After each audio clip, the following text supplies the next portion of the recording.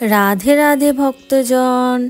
আজকে আমি দুপুরবেলায় আমার গপুর সেবার জন্য কি রেখেছি আপনাদের দেখিয়ে দিই আর আমার গপুকে সেবা করিয়ে নিই। তো চলুন আজকের ভিডিওটা এখান থেকেই শুরু করছি। এই যে আমি এখানে আমার গপুর সেবার জন্য ভোগ নিয়ে চলে এসেছি।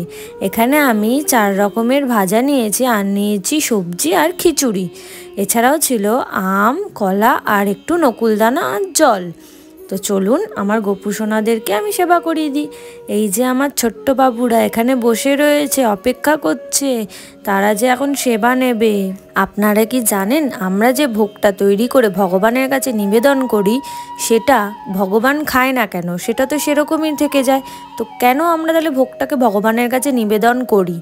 আসলে আমাদের যে ভোগটা ভগবানকে আমরা নিবেদন করি সেটা যেন ভগবান নিজের কৃপাদৃষ্টির স্বরূপ আমাদের খাবারের উপযোগী করে তুলতে পারে, তার জন্যই আমরা কিন্তু সেটা আমরা ভগবানকে আগে নিবেদন করি, তারপরে আমরা কিন্তু সেই ভোগটা পাই।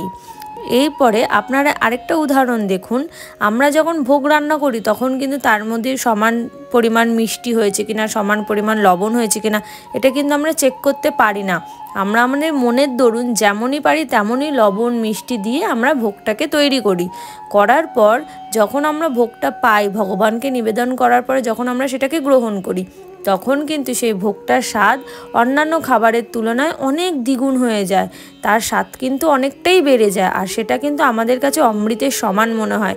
কেন জানেন? ভগবান তার কৃপা দৃষ্টি দিয়ে সেটা স্বাদটাকেই বদলে দেয়।